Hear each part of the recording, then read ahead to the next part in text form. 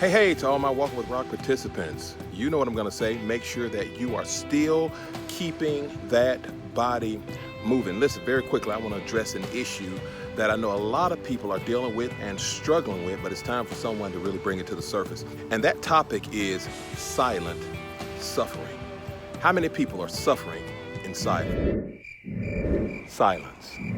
Silent suffering. There are so many people, even in the body of Christ, that are suffering silently, but are afraid to really open up and talk about it. How many of you are still walking around with guilt, shame, embarrassment, or listening to that voice? Yeah, that voice. You know that voice that if you tell anyone that you're hearing a voice, they'll think that you're crazy. But what people need to realize, we talk to ourselves more internally than we do to people all day.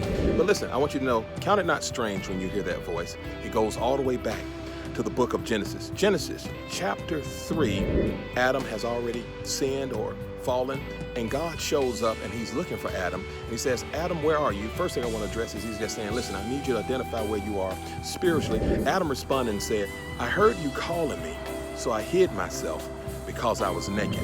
And God responded with these words, who told you that you were naked? How many of you have been called by God? How many right now are hearing the voice of God call you? But you know what? You keep hiding behind shame and guilt and feeling unworthy of God's calling. But just like God said to Adam, I say these very same words. Who told you that? Who told you that you should be guilty? Who told you that you should operate in shame? Who told you that you should walk in fear? Realize what God said. God said, listen, you were created in my image and my likeness. God went on to also say this in his word, that you were fearfully and wonderfully made. And also know this, that you are more than a conqueror in Jesus Christ. So take your place and know who has called you, what he's called you to. Don't hide, answer the call, and walk in victory. Walking with Rock, blessings.